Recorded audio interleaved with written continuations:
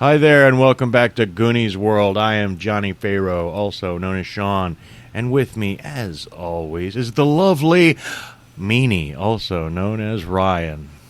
I didn't realize I was lovely, but it's great to be so Absolutely lovely, and he's bleach blonded his hair, so we're all enjoying that. Yeah. And, of course, I'm also joined by the eponymous Goonie, also known as Colin.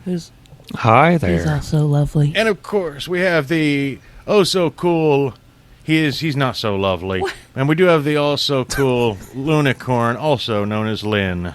Hello. And that is not what I said. I think she said also lovely, but I think you heard it as not I so said lovely. he Yeah, is well, no. also lovely. He's also lovely. You know Yes. what? We're all lovely, and we've discussed this before. It's why we don't generally circulate our pictures, because we don't want to make the cast of Critical Role look ugly. It's true. You know, because so we don't want them to look bad, and I don't want the McElroy brothers to feel, like trolls or anything. So I'm not going to post my pictures. But we're all lovely, and we all think Dungeons and Dragons is lovely. We are back to Dungeons and Dragons. We're playing the 1981 Red Box D&D, edited by Tom Moldvay, which is often thought of or referred to as being one of the cleanest, best versions of the game out there. We'll see how we feel about that after we finish this series. But we're going to jump right into the action. If you want to know what's going on with our backstory, then you should probably go back and listen to the rest of our episodes. But right now, our heroes, you guys remember, you're still in the torture chamber, in the hobgoblin portion of the Caves of Chaos. You've penetrated in through the goblin caves and come up to the hobgoblin areas. And you know that the hobgoblins and the goblins don't get along. But you've rescued David, a merchant. He was being tortured here in the torture chamber by some hobgoblins. You ended up fighting them, but you know there's more coming because you could hear the sound of their battle horns echoing throughout the complex. You know they're coming down the hallway after you from the west. You can hear their clanking, hobnail boots. But you've got a few seconds maybe to plan. David just runs over and hides behind Raw Dog. And I will stop to say I went down to downtown or midtown Kansas City the other day, and right at Troost and 31st Street, somebody has spray painted Raw Dog real big on yeah, got a photo of it. I might put it up on our Discord. Sorry, where? Because I'm down around that area. Yeah, Troost and 31st. There's, that was where I tagged it. Yeah, that's where you tagged. That was you. Okay. There's like a community center and a juice bar over there. I don't know. Well, they're where doing repairs on something. something. There's some plywood put up all over the fourth floor windows, right at Troost and 31st. For any listeners in the Kansas City area, you can go check it out. Goonies tag Raw Dog. But David the merchant, who's naked and tortured and pretty out of shape anyway, he's like hiding behind Raw Dog in fear because he knows there's hobgoblins coming. It's not like you think there's thousands of them, but so you've got just a few seconds to prepare. What do you guys want to do? is there in this torture chamber? Is there I don't think this would probably work, but is there anywhere we can hide? Oh, well, there's an Iron Maiden, but I don't know if you want to get into that. Maybe you didn't close it all the way, maybe. So there's an Iron Maiden. There's like a fire pit that's in the center of the room with like tongs and whatnot and red hot pokers in it that maybe you could hide on the other side of. And there was a rack, so I guess you could hide under the rack or, under the rack table. So there's a few places you could hide, sure. Well, I don't want to get in the Iron Maiden. I think I'm going to run for the hills. Or run to the hills.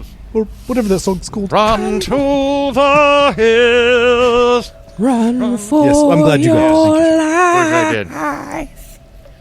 Oh. Well, Lynn, too. Yeah. All right. If you do fight, there's going to be a galloping Steve Harris bass line running to the entire... yeah. Nice triplets. Yeah. Anyway, though, what do you think, Colin? But we can't run yet. I mean, I can still carry some gold. We haven't found all of gold. It's got to be lots more. Just waiting. No, I've got wounded a bit already. I'm afraid I've taken more damage, but I suppose...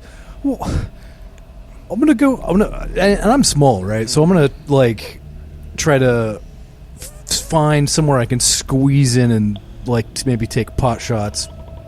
And actually, who's got the invisibility potion? I don't think I grabbed it. I don't know if we even said who grabbed it. So I think it could be on any of us if we want it, unless, the DM protests. I'm not going to protest. I will point out it's always good to figure that out when it happens. And for all we know, someone did say they took it, and we haven't gone back and listened to our own episode to know that. I don't think anyone specifically... Maybe, but I didn't write it down. Yeah, I didn't either. And I think that any of you could technically have it.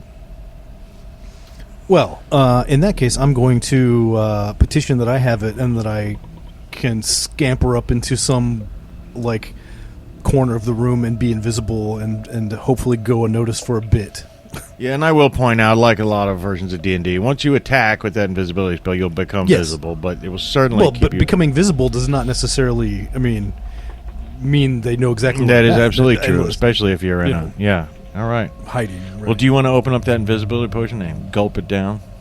I will. All right. Glug, glug, glug, glug, glug, glug, glug, glug, glug. And suddenly, Cosmos fades out, fades to nothing. And you see him semi-transparent for a bit, and then you're not sure where he went after that. Where do you go?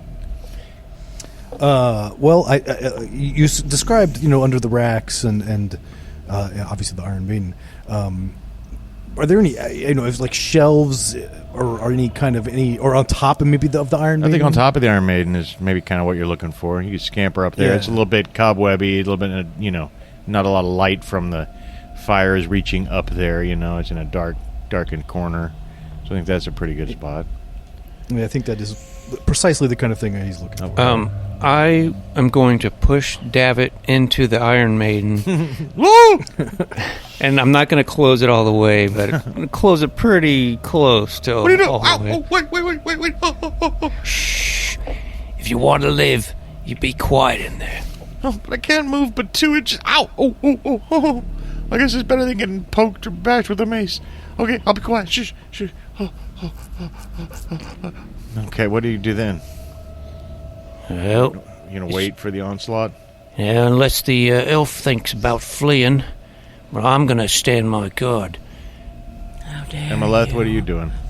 I'm going to hide behind or underneath the rack. Okay. Well, they weren't that far away, and just by the time you guys get all hidden and everything's set up, 6 hobgoblins come bursting into the room. 3 of them stay at the doorway and raise up crossbows, but 3 of them rush into the room holding maces.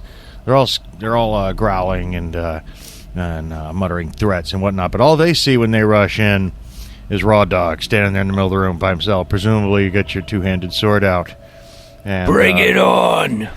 Okay, let's go ahead and roll for initiative for this first round, except you don't need to roll because in my house rule, players win ties instead of it being simultaneous. I rolled a 1, so you guys will definitely go first. And Raw Dog, if anyone's going to shoot missiles or cast spells, technically speaking, missiles come first. This is something we've struggled with, at least I've struggled with in this edition.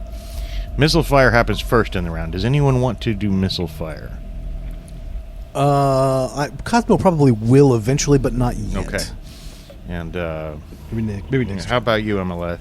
I was gonna use magic missile. So, is that a spell or is it a missile? Okay, we'll worry about that then. If it's a spell, but no one's doing any missile fire. Next, we would do spell use now. So, if you want to sling that magic missile, you go right ahead and roll your damage.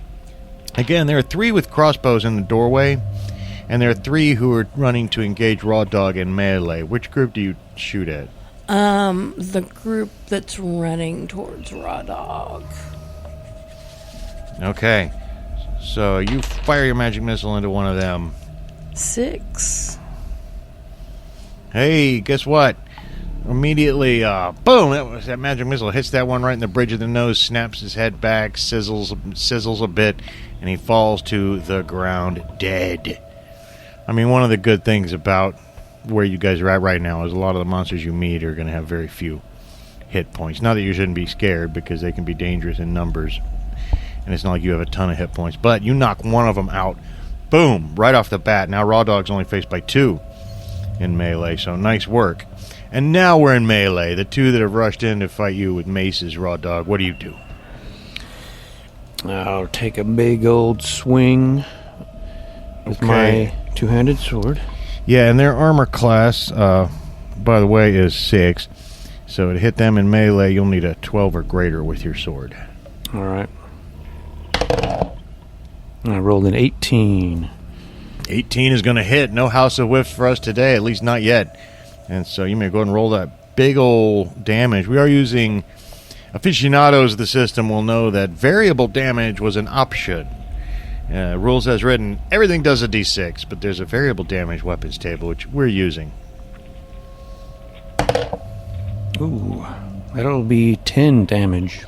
Well, 10 is enough to slice right through the throat of one of them. You get him right under his helmet. He drops his mace, reaches up and grabs his throat as blood's burbling out. He falls down onto the ground. Blood's pumping out on the floor around you in the melee area. But there's only one of those left now. Now it's their turn. All 3 of them with the crossbows, all of them... well, I think one of them is going to go ahead and try to shoot under the table and hit Emeleth. I'm going to go ahead and make your armor class... Your armor class is already 0. I was going to give you some kind of bonus, but... Screw it. I think you're already a 0 armor class. I am. You know. Yeah, so he's going to need to hit Emeleth. He'll need a 15 and fires his crossbow. And in fact, I'm going to make sure that he actually needs a 19 to hit you, Emeleth. So I'm going to roll, and Lord God Almighty, I want to show you this. You needed a 19 to hit you, rolled a 19. Emeleth, you're hit for only 2 points of damage, however. But one of those with the other 2 guys with the crossbows, though, open up into Dudley, and they need a 15 to hit Dudley. One of them misses with a 3, the other one misses with a 7. So you're not hit by those crossbow fellas. And, of course, they have no idea that Cosmo is even there at this point. And then it's a new turn. And we're going... No, there's the melee guy who's still next to you. He's looking down in shock at his friends. Actually, he wasn't that good of friends with any of them. Can a hobgoblin really make the bonds of love that the good guy races can? I don't know. But he swings at Raw Dog with his mace, needing a 15 or greater. He means a natural 20. I hate to say. I rolled a 3. I'm going to double that damage for 6 points of damage as you're clocked with a mace. It's like a flanged mace, too. You know what I mean? It's got like the little edges on it. Make it worse. It stings. Yeah. Yep, so there you are. And that was a round. We're going to roll initiative. The hobgoblins have rolled a 3. And how about somebody roll a D6 for your party? It looks like Ryan's reaching for some dice. So if he doesn't throw it across the room... I did not. It did not throw across the room this particular time, but it did come up as 6. Okay, so you guys have the initiative. And who would like to do any missile fire happening? So they have no idea that I'm perched up here on top of the Iron Maiden. How many are there? Raw Dog sliced one of them. So. Well, now there's only 4 left, because one of them was killed with a magic missile. The other one, Raw Dog killed. And so there's one of them engaged in melee with Raw Dog, and there are 3 in the doorways with crossbows, but they've all just unloosed their bolts, and they're probably going to throw them down and switch weapons, because it takes a while to reload those things. Right. Yeah, so he's going to shoot at one of the crossbow guys. Okay. I think. And you're still hidden, so they don't know exactly where you're at. Just because you become visible, just because you've attacked and you become visible, doesn't mean they see you up there where you're at. I think it would... Right. I think if I hit one, they might start be able to get the general direction. They might start to look around, yeah. But if I miss, I'm not sure. Yeah. I guess. But I rolled a 16. I'm not sure what that was. Their armor class is 6, and that is I think that's going to hit for you. For your ranged attacks, you needed an 11. So you have hit them for sure. And we like numbers that are bigger than 6 when we're attacking hobgoblins with our damage. Well, unfortunately, I only have a D6, and I already rolled it, and it came up a 6 earlier for initiative, so I'm just going to pick it up and drop it straight down, and hopefully it'll land on 6 again. I'm just kidding. I did come up a 6 again, and I actually did. Hey, there we go. One of the crossbowmen goes down.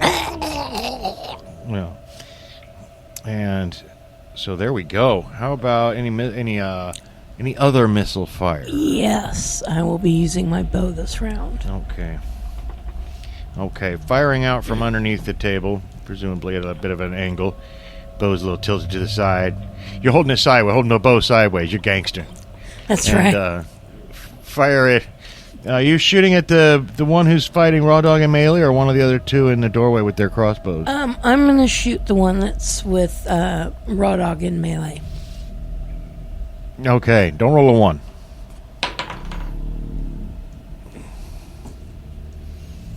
You cursed me.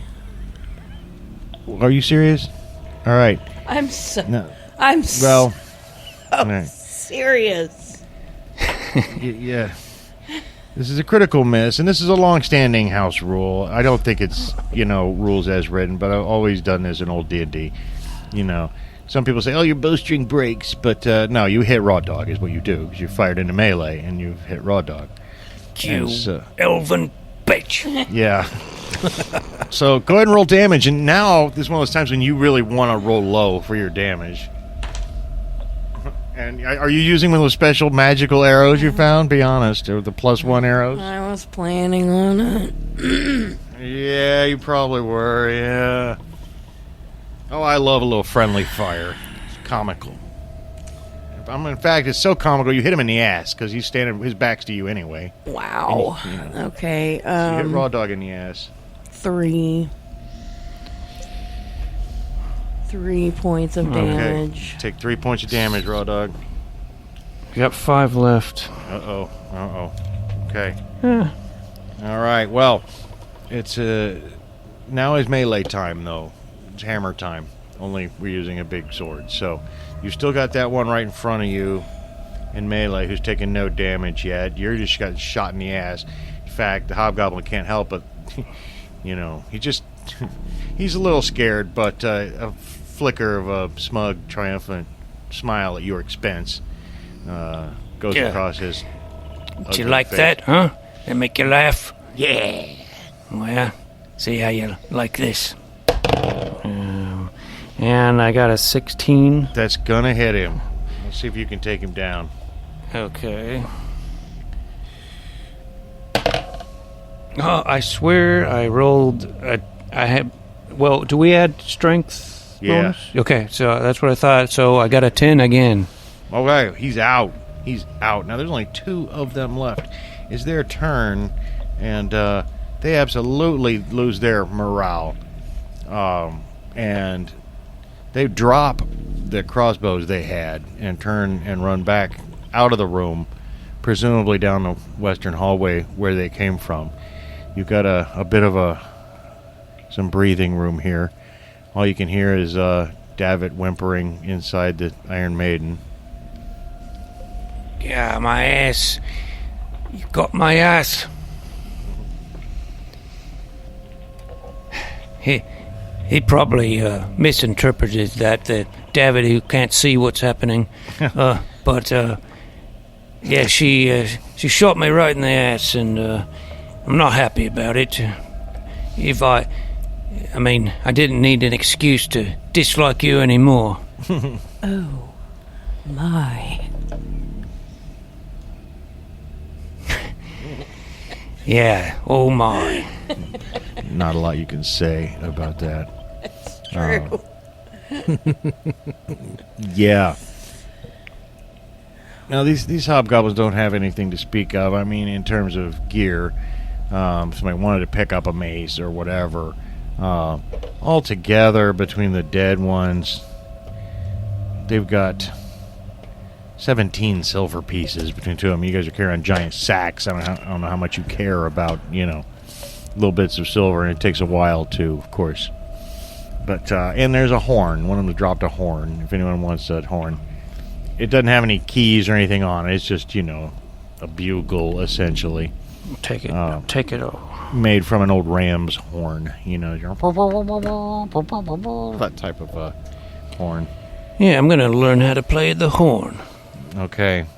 Perhaps Hobgoblin battle horn. Mr. Dog would like to take the last of the healing. I'm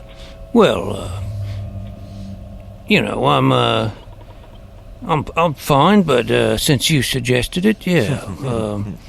I mean, if you are concerned, you can. I'll let you do the honors and cast it on me. Can you cast it on someone else, or do you have to cast it on yourself? Well, you've got scrolls, so you can. Yeah. Any of you can cast it. I know, but can she read it, and then it would probably just work for her if she read it, though, right? I don't know if there's any distinction about that, and if there is, I don't care. That would be dumb. Yeah, it's a good question, but is it worth looking up to make sure? Not at all. No. In my game, that works. Because I want her to read it so he can keep his dignity. Yeah. I mean, I think it'd be like any cleric spell. They would probably be casting on themselves or someone else. But yeah, sure. If you want to. I mean, would you like to go ahead and read that spell and cast it on Raw Dog? Yes. I mean, it's the least you can do after you shoot me in the ass. It is the least I can do. Okay. So you can take the maximum amount back, and I think we figured out that was 6. Yeah. Yeah. And of course, I'll remind our listeners, when there's a variable amount of healing, I'm letting them pretend they rolled the maximum amount because I'm not an asshole. And this is a short campaign for entertainment purposes. Yeah. Now I think if somebody died, I'd let them die. And you'd just be stuck. But we're gonna give everybody a good chance to get healed when they can. However, that those probably aren't all the hobgoblins in the place. There's at least 2 that ran away from you. I still think we should get out of here right now, Stebbin. It's not like there's other prisoners here or anything like that. So you just get me and get me out. Hey, I think we're gonna stick around a little bit. We haven't explored everything. No, there's no reason for that. They almost killed you just now. Why would you want to stay around just to save those 2? I mean, there's no other prisoners. I misspoke. They were killed. They were eaten. They got et. Just get me out of here now, please. Yeah, you're lucky we rescued you at all. Yeah? I think you just gotta have some patience, and we'll get you out of here in due time. Well, I guess you did mention that you told that my good cousin Fairman said he would pay for my head. At least a little something. I suppose I should be thankful he didn't cut my head off. But I don't know what I'm going to do. I know what I'm going to do. And he starts trying to yank off some of the chainmail. To get the chainmail off. Like he's pulling a great big chainmail shirt off of one of those hobgoblins. He drapes it on over himself. Oh! I should have worn an undershirt. All those scabs and burns from the tortures. Oh, that chainmail doesn't feel good on the raw. Oh, but at least I'll be a little safer now. I'm standing right behind you, Mr. Dog. Yeah, you do that. And what do you say, fellas? You think we ought to see what's around the next bend or whatever? Well, we got through the round of hobgoblins. I suppose we've earned a bit of a look-see if there's any more treasure. And this guy said there's more prisoners anyway. So. Yes, I'm sorry. I feel terrible. I never should have said that. There are more prisoners. Except I don't know if they have already been eaten. Because they were plumping them up to be eaten. They kept torturing me. I don't even know why. They think that that my cousin can send a great ransom and or something. But there was a maiden here named Daisy, and they were plumping her up. And there's a man-at-arms named Grover, and they were plumping him up. There's also a gnoll named Vinegar, but he's a little wrong in the head, and I don't know if you need to rescue him. Well, it depends on, you think this Vinegar, think anyone's got a reward out for him? Oh, I don't know. He's just a nasty gnoll. I hope you've never seen a gnoll. Terrible, stringy-looking dogman of sorts. Not as big and terrible as a flynd, of course, but sort of a... But he's a nasty fellow and doesn't make any sense when he speaks. I think they've just... There's gnolls somewhere else in these caves, I believe, and they've gotten him. But go ahead. They've taken him out of this room. I don't know if they've already eaten him yet. I know there's a big feast planned for tonight, though. Yeah. Well, I guess if we happen to stumble on some prisoners, wouldn't hurt letting them go. And I think you guys did hear there was a rumor that there was a fair maiden somewhere in prison. Somewhere in the Caves of Chaos. Whether this is the same maiden, I don't know. That maiden rings a bell. Yeah, it could be this plump maiden. Yeah, nice and plump. That's how I like them.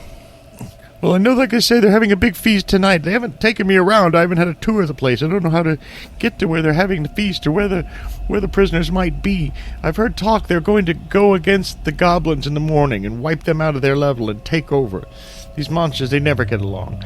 But, yes, right out that way. Now, when you guys came, you had taken a long, winding hallway from the stairway that led up from the goblins' quarters, and there was a guard room you had gone through a long hallway. You had hung a left to get down into this torture chamber, and you could have taken a right that would lead north and to the west a little bit, which is where presumably these hobgoblins who came in here and attacked us now came from. And when you poke your head back out in the hallway and get back up to that intersection, you don't see any signs of them reasoning. You don't hear any sounds from them. But when you go north and when it turns to the west, and that's the only way to go other than back from where you came, there is sunlight filtering in from the outside. And if you were to turn north right here, it jogs a little bit to the west and then jogs back north. Probably hard to picture all this in your mind, without looking at a map. But you guys have a pretty good sense of direction. And you're at a cave mouth. I mean, it's just 10 feet away. If you wanted to leave right now... do you want to go look outside and see where you are in the cave system, or do you want to turn to the opposite direction, which would be your left, or you could keep going forward west? It's your classic dungeon question. Left, right, or forward. Again, to your right, there's a cave mouth. It was morning when you... No, it was actually closer to evening, I think, when you got here. But there's still a little bit of daylight left. You haven't been in here all that long. And... you could go forward, or you could turn to the left where there's a stairway going up. And so far, a lot of this dungeon has gone up and up and up instead of down and down and down, you've noticed. And so, which way do you want to go? You could go outside or further to the west. I would like or to. Make a left and see what's up those stairs. I would like to see where we are before we... I don't want to leave the cave, but I would like to see our approximate location with respect to the outside. Okay. Well, you you walk about 10 feet down to your right, which is the north, and you look out of a cave mouth, and you're about halfway up the slopes of the ravine. Down below you and to your right, you can see the little cluster where that cave mouth that you originally entered, where the ogre was. You can see where that is. And then even further down from that, you can see the first cave entrance that you didn't enter, but presumably went to where the goblins are. So that's where you're at. Okay. Now, question. I'm just gonna ask, kind of talk to my party members, and say, you think we should, set this, Davit loose here? I mean, the only concern I have is that he gets killed on his way back to the keep or something, and then, we'd have to go searching for his head if we want the reward. But if he stays with us, he's likely he might get killed as well. I mean, he's just it's just going to be a tag along with no ability to fight. I'm right here. Yeah, well, I was trying to talk amongst ourselves, but I guess it's no use being secretive. We're debating whether to let you go here. And now, do you think you're just gonna? What's your itinerary if you're set free? Well, I think probably I'll go hide in that tree over there, the one that's kind of hiding the cave entrance that you went into to the ogre's cave. I'm going to go hide in that tree, and I'll wait. And I'll wait throughout the night. And if you don't come out by dawn, then I'll know you're dead. And you've probably been eaten too. Although I'm very uncomfortable. I'm completely naked, wearing a slightly overlarge chainmail shirt. So I don't suppose anyone has any shoes to climb that tree with my bare feet. But it's better than being in here and being tortured and watching you die. Yeah. Well, I don't really believe you, but I guess I don't really care. We've got other prisoners, Hopefully they're still around, Once I heard about this plump maiden, I lost all interest in you. And I think we could just, set this guy loose. Unless you guys want to hold on to him. Well, I'm rather afraid if we don't escort him all the way back to the keep, he'll probably get killed, but he's probably going to get killed in here anyway, so I don't know if it matters. Yeah, just, like I said, I don't believe you, but you can go ahead and tell us you're going to hide in a tree, and maybe you will. Maybe you'll be safe there. I will. I'm going to hide in a tree because I don't know if I can get back all the way by myself. And if you do make it through the night, and if you do get back out here, I want to go home with you.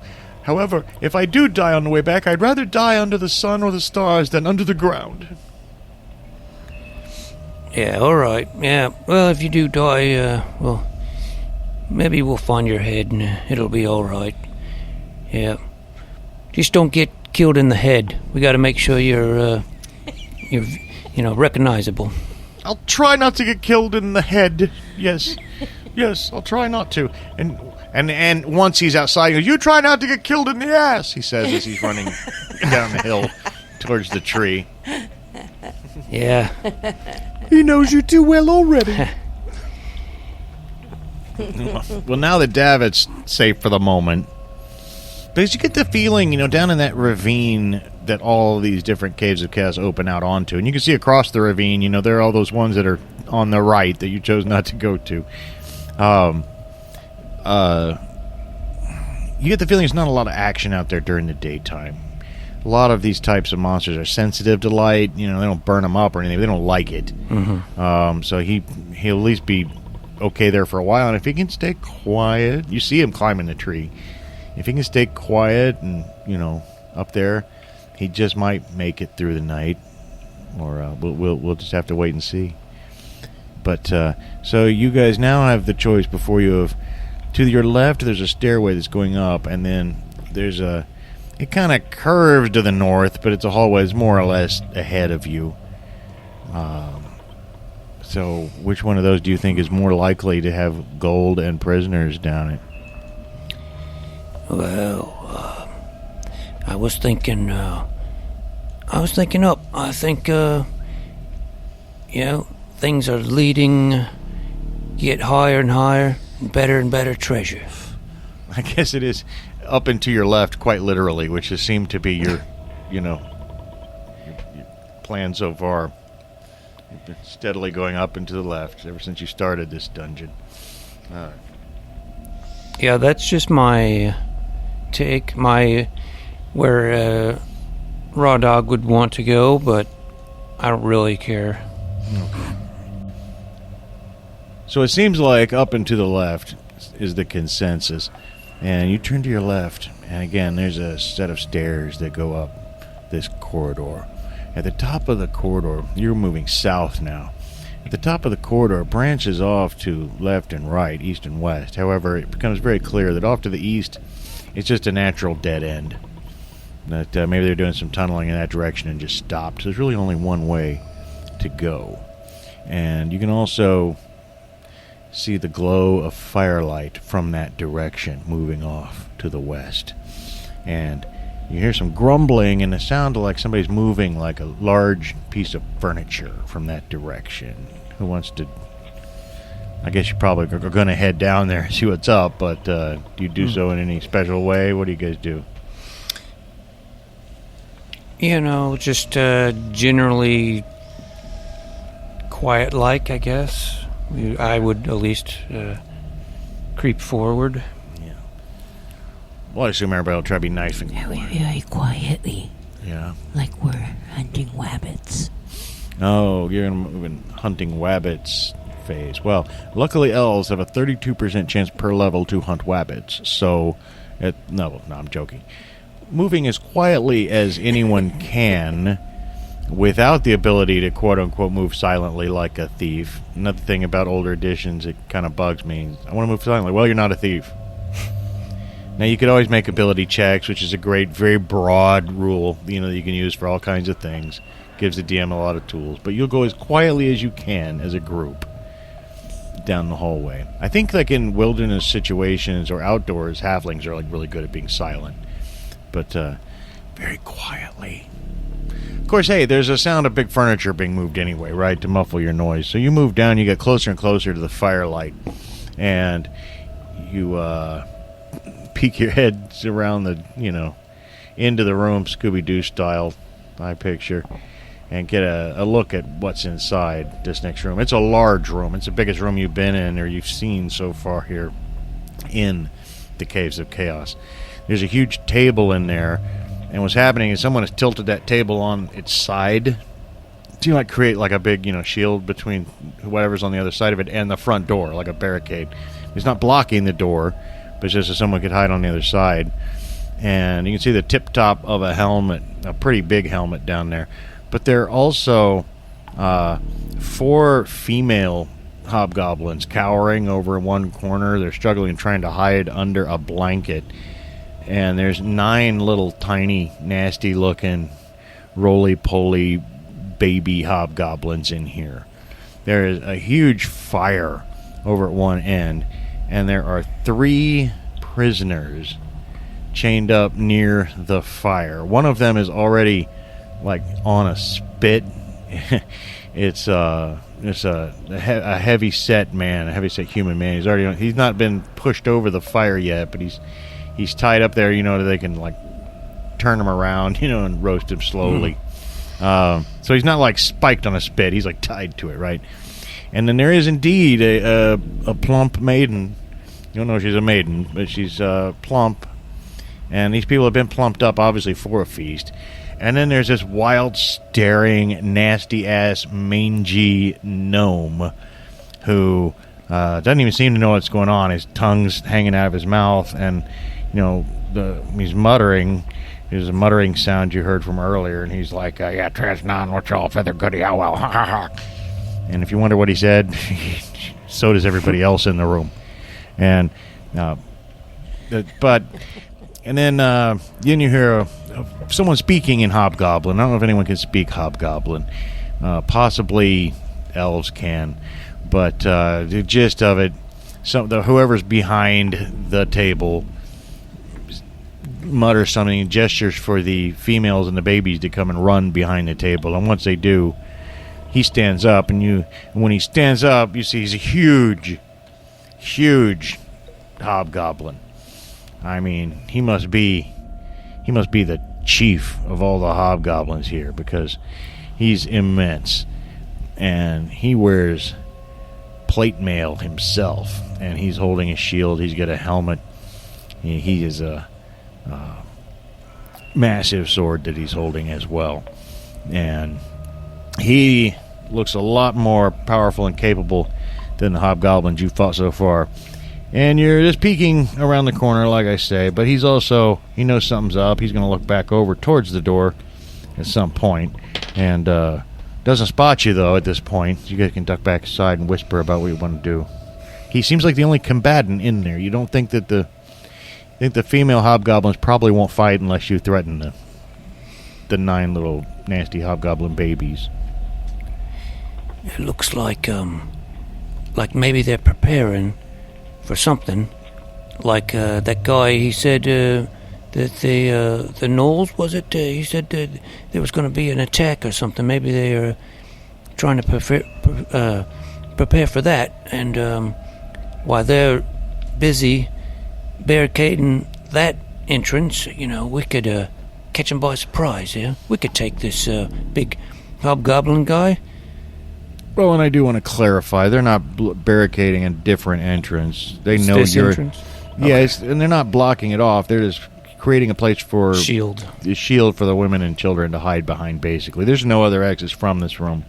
Okay. This big hobgoblin chief is preparing for something, and it's you. Okay.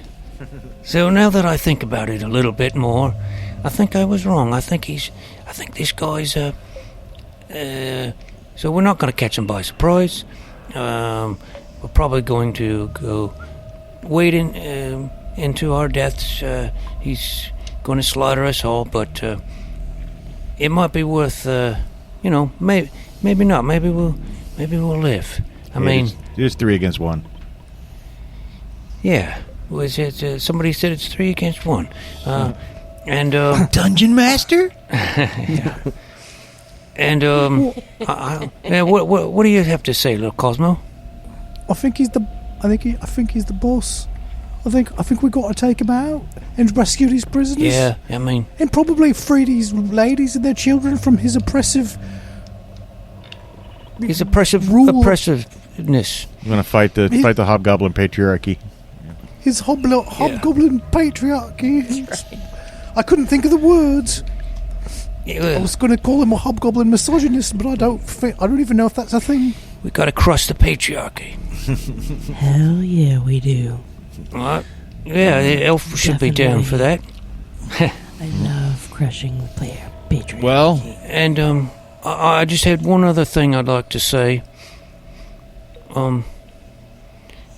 So if I should perish in this fight, I want little Cosmo to know that I know you're not a halfling. I know that you are one of my boys. That's right. You got my eyes. And I haven't been a great father. Haven't been there. But I'm hoping that I can make up for lost time. And I've been pretty good to you so far, right? So I want you to remember me in this moment. I'm trying to be the best father I can. What do you say? You forgive me for abandoning you? Of course, I couldn't possibly not forgive you in a time like this when we're about to go to our deaths at the hands of a homicidal patriarchal hobgoblin. Yeah, well, I'm starting to think maybe you're not my boy. You're using some fancy words that I don't know. But, no, you've got my eyes. You probably got my cock, Yeah. Don't, we'll if we live, we'll sort that out later. But, Ooh, my nickname in back in school days was Pinky. Pinky, that was never my nickname. or small dog, maybe. Sorry, I just so while you're saying this, Cosmo's thinking back to his childhood and like his halfling parents, Right. And, he's like, this guy is fucking insane, but I have to humor him. So, Raw Dog has been operating under the delusion, I think, since episode 1 of this series that you're a boy. And Emilith, we've got to come together. We better put aside our differences and be good parents for little Cosmo. And maybe we can even create some brothers and sisters for him. She's stunned in silence. I She's am stunned in silence, yeah. You guys are all frozen, though, so... Yeah, but just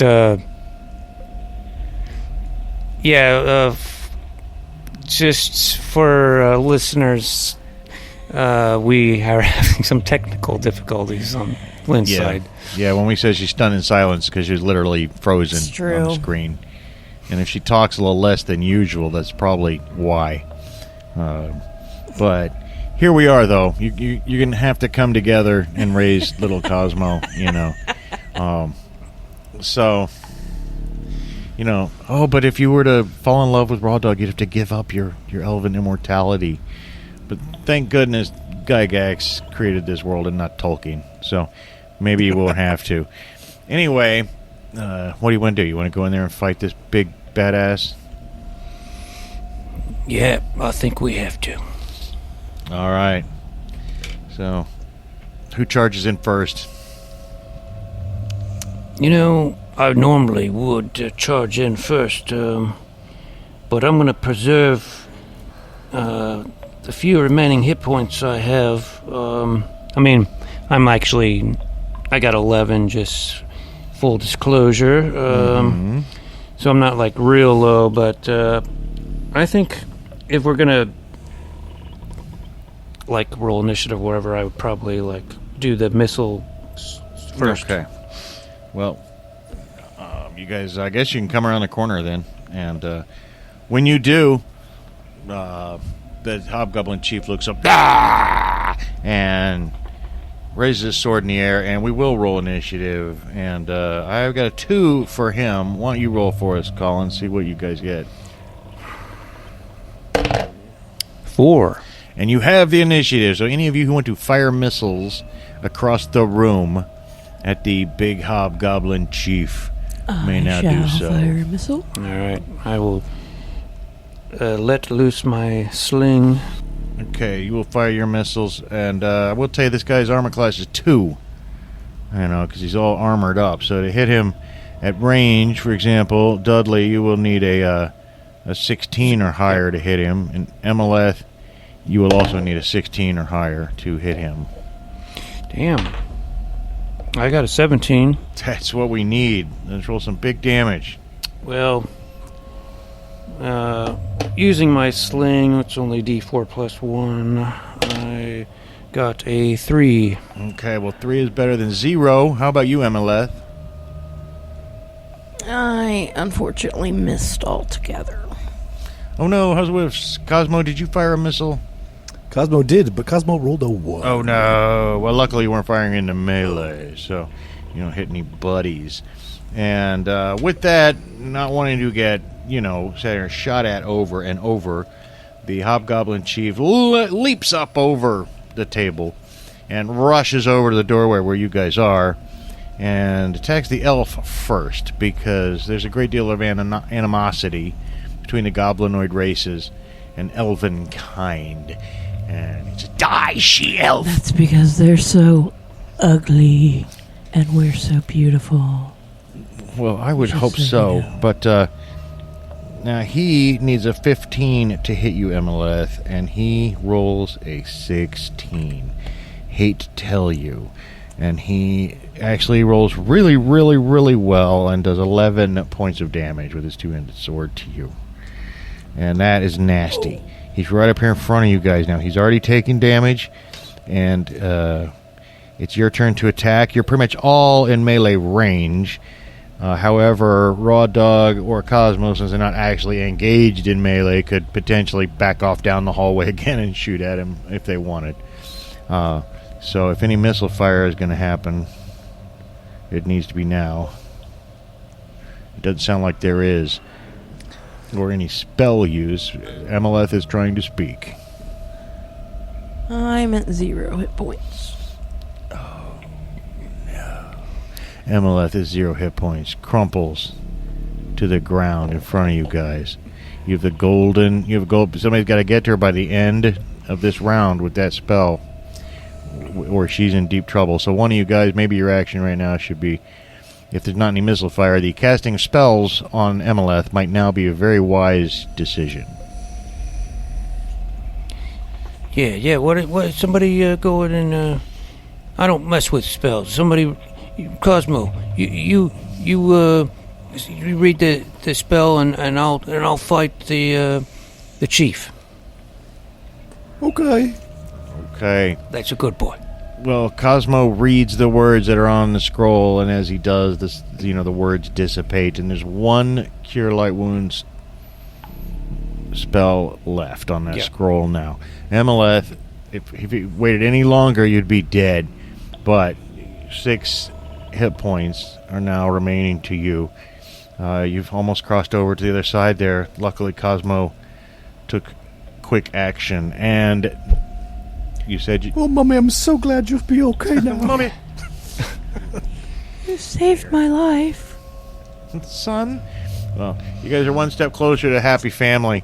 And so, however, it's melee now, and Raw Dog, you said you were going to fight this big hobgoblin. So, looks like it's time for you to do that. It's two-handed sword versus two-handed sword here in melee.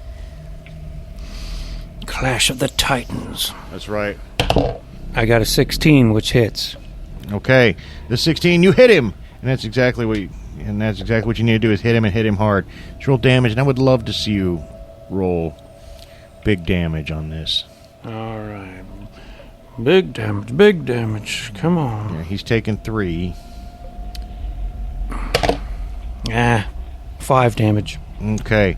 Well, every little bit helps. He's taken 8 points of damage so far. And it is his turn because you guys rolled that initiative. Or you won that initiative. He strikes back at you, Raw Dog, and to hit your armor class, he's going to need an 11 only to hit you, and he gets a 15.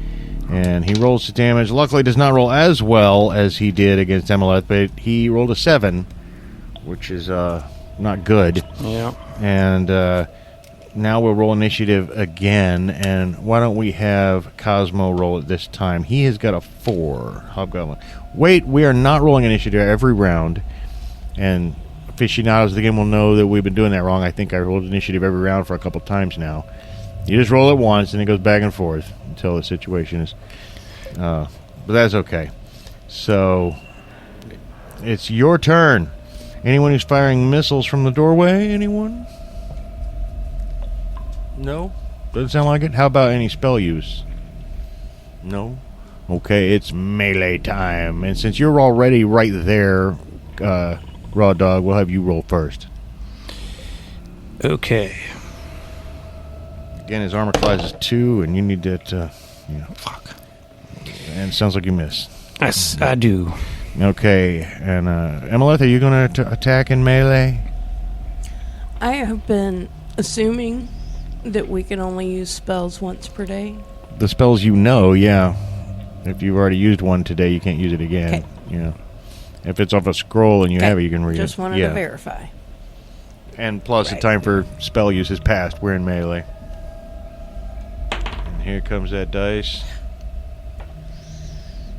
Here comes that dice that missed. And we're going to have a lot of House of Whiffs because he's got a very good armor class. It's time to switch dice. Switch die. Yep, it's the dice's fault. And how about Cosmo? Well, Cosmo's gonna swing his short sword, I suppose, and it's gonna be a dark D20. He's gonna roll again and miss with a 4. Okay. And that was all y'all. And once again, I think he's going to split it up. He's going to hit Cosmo this time because he'd like to... Little rat! And, oh, shit. Roll a natural 20. And so doubled, that's going to be 12 points of damage to Cosmo. And that is Cosmo had 11 And hit Cosmo points. is... Uh-oh. Somebody on there... No! You My guys boy! are my boy! You guys are in trouble, I think. And I don't think we're going to survive. I got 4 hit points left. by now, the prisoners who were unconscious, except for, Vinegar, are now starting to wake up and realize something's happening. Like, help us, please get me first, says the man who's tied up on the spit. But, let's see, and you guys had won that initiative, is that right? So that was his turn, so now it's your turn again. And, so... All right. We're all in melee now. You guys better put him down. So, Cosmos is -1. I can't really do anything for him. Well, within when you the you system. don't really go negative. You go down to 0, and if you got to do it that round, like your next action's got to be it, or he's dead. Okay. Well, I mean, gotta do it for my boy. I gotta read his spell. I never fancied myself a spellcaster at all. Never understood it, but I know you just read it. I can read, so I'm gonna read it. Read the last Cure Light Wound spell, and project it at Cosmo. Whatever. Okay. Well, your boy, quote unquote, has 6 hit points back, and I'll say this: even that, if you got to get him in the very next action, is a long-standing house rule that tons of game masters use. But I'm pretty sure that in the game you would all 3 be dead by now if we were doing completely rules as written. But it's a very widespread, you get to them on the very next thing with that spell, they're only mostly dead. So anyway, you've got that back, and now Emeleth, do you want to make a melee attack? Yes.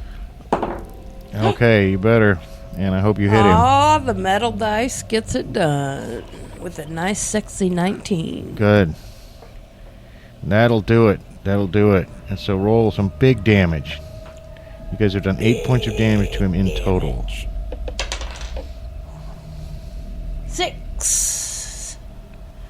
And 6 points. It's okay, that's more like it. Now you guys have 14 points of damage to the hideous thing. Cosmo, you just leaped up feeling perhaps a bit worse for wear, but momentarily invigorated. You see Raw Dog standing over you with love, holding an empty scroll. And what do? Do you want to attack this big, ugly, badass hobgoblin chief? I would love to, and I rolled a 15. I don't recall his armor. His armor class is 2, so it looks like for you, 15 is going to need just 16. barely miss it by 1. Damn. Okay. That sucks. And that's it. That's turn. Now he's going to attack, and he's going for Raw Dog. And this is what loving your son gets you. You should have attacked me, he says. And roleplay misses you. Rolls a 4. Yeah, indeed. And now it's your guys' turn to attack again. We'll start with Raw Dog. Love is always the answer. Ooh, 19. There we go. All right. And I'm just going to tell you guys, for metagame purposes, or for our friends at home can listen to the tension. He has 22 hit points, okay? You guys are 14. Yeah. You don't really know that, but you can kind of tell how bad he's hurt, kind of, Yeah, he's looking a little worse for wear. Mm-hmm. Okay. That'll be 8 damage. 8 damage is exactly what you need. Oh. Right? Yeah. 14 plus 8, 22, isn't it? I can't math, but yeah. That sounds right. It is. You killed him. He looks a little surprised, actually. He staggers back a few steps, clutching the, blood's gushing through his fingers. He staggers back and hits the table, that he's turned on his side, slides down it. The second he does that, all the women and baby hobgoblins charge past you. At first you think they're charging at you, and it's momentarily startling, but you realize they're just running past you and trying to get out the room. You're almost tripping over little nasty baby hobgoblins as they charge out. The females dodge and weave and get out of the way. You guys can hack at them if you want, but they're non-combatants, and their master chieftain has just gone down. And if you want to let them go, they run.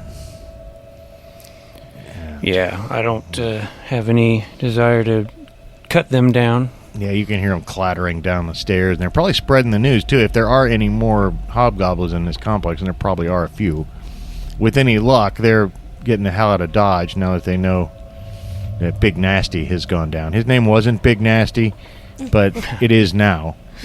Yeah. There was no name for him given in the module, so his name was Big Nasty, and he's dead.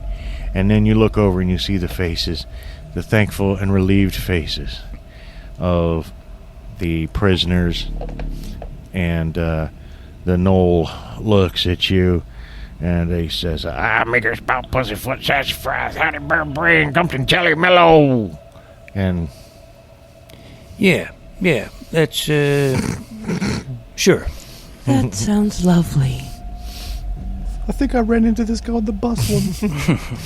"Don't listen to him, he's insane," says the plump maiden. "Just untie me, please." Yes, yes, ma'am. Yeah, don't mind me. Just gonna get in here and untie you. You're welcome. Be careful of my bodice. It's already ripped so much. I'll try not to tear your. What did you say? What'd you call it? My bodice. BODICE. And then you see you can get her untied. And thank you. I'm Daisy. She says. She gives you a little kiss on the cheek to thank you. Get me. I'm Grover. I'm a man-at-arms. Give me a sword. I can help fight. We'll get out of here. All right, Grover. I've got like 2 hit points, but I might be able to do something. You know how it feels to be trussed up and helpless like this, like a pig on a spit. I regret the day I ever came out to be an adventurer to the keep on the borderlands in the Caves of Chaos. Went for that bastard Nickel who betrayed me, sent me up here, told me to go up and to the left. Or told me to go down and to the right. I don't remember what he said. He said a lot of things. Help me out. Yeah, we didn't trust that Nickel anyways, yeah. And I'll untie him.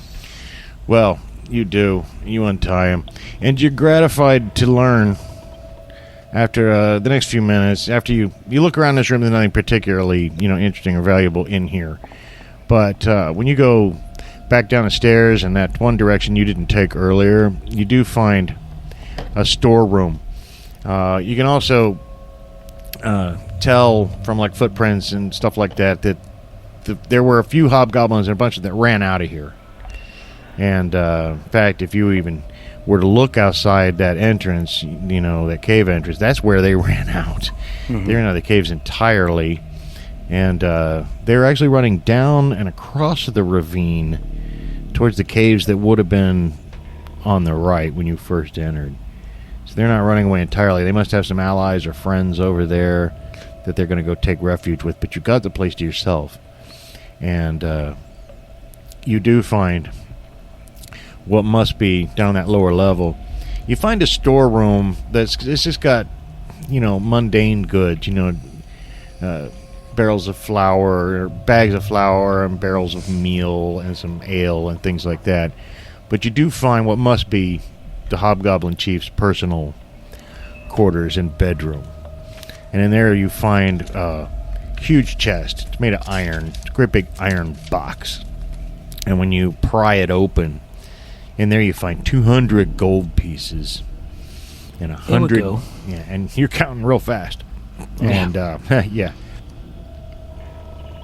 And 115 electrum pieces, and 400 silver pieces. Now, this is starting to get to about the extent of what you guys can carry out of here.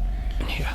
But there's also a single gem here that's probably worth about 100 gold pieces. Nice. And there is a potion with little skull and crossbones on it that must be poison of some kind. And then there's a heap of kindling and wood over by the fireplace. But one of those sticks looks a little too straight. And when you look at it, you realize it's a wand.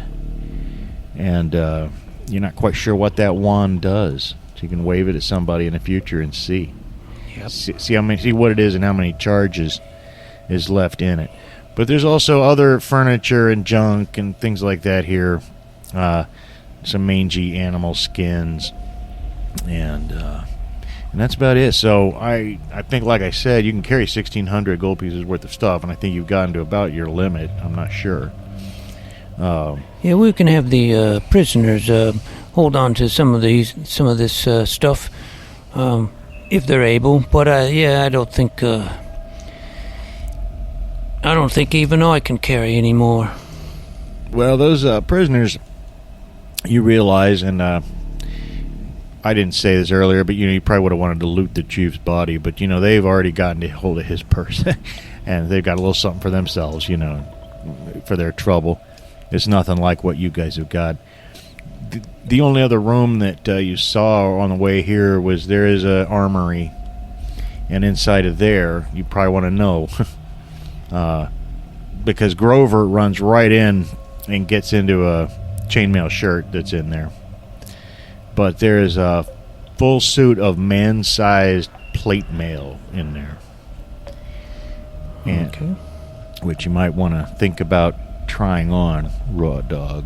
Yeah. And there's all kinds of armor you guys don't need, like elf-size chainmail. You don't need that. You've already got plate mail. There's a couple suits of man-sized leather armor. No halfling-size anything, as usual. But I'm used to it. yeah. But there are 13 crossbows in here. And 11 score arrows in here. Which is a huge amount. It's like, what, 11 times 20? And 51 spears on the wall in case anyone needs a spear. And 42 helmets of various sizes. And 4 maces and 3 swords. And, just a lot of stuff that you may not need, but it's there. The big thing that would help you guys, I think, is this suit of plate mail armor. Yeah, I will try that on immediately. And Daisy, meanwhile, gratifyingly, she's been hanging pretty close to you, Raw Dog, grabbing onto your arm or shoulder. Just, thank you for killing that brute. He was a horrible patriarch. He was always treating those poor hobgoblin women shamefully. Yeah, you just stick close to old Raw Dog. That's my name, by the way. And I'll take good care of you. And Grover says, listen, I owe you my life, and I'm not much right now, but after I healed up, I might be worth something. He's grabbed one of those swords, and he grabs one of those crossbows and some arrows, and he puts on the chainmail that's in there. And he says, I hereby swear to serve you for a year and a day for saving my life. And he bows to you guys. Oh, that's sweet of you. Yep, gonna have to have that in writing. But for now, I appreciate it. Ignore him. He's a little bit strange. He's got a strange sense of humor. I think he's very brave, says Daisy. Well, he is very brave, but that doesn't make him any less strange. And I think that's a good note to just end it on for tonight. I think probably it would behoove you guys, since you're all almost dead, to take your treasure and get the hell out of the Caves of Chaos. Because you still have to get all the way back to the Keep on the Borderlands before that treasure will ever do you any good at all. And you're fresh out of healing potions. Healing scrolls and whatnot. So we'll have to tune in next week for our final installment of our basic / expert D&D game. So we will see you then. Hey everyone, if you like this podcast, consider leaving us a good rating and/or review, and subscribe to us wherever you can. We've got a YouTube channel and a Discord server, as well as merchandise available at TeePublic. Find our website at GooniesWorldPodcast.com. Email us at GooniesWorldPodcast@gmail.com. You can find all those links and more at Linktree/GooniesWorld. Thanks for listening.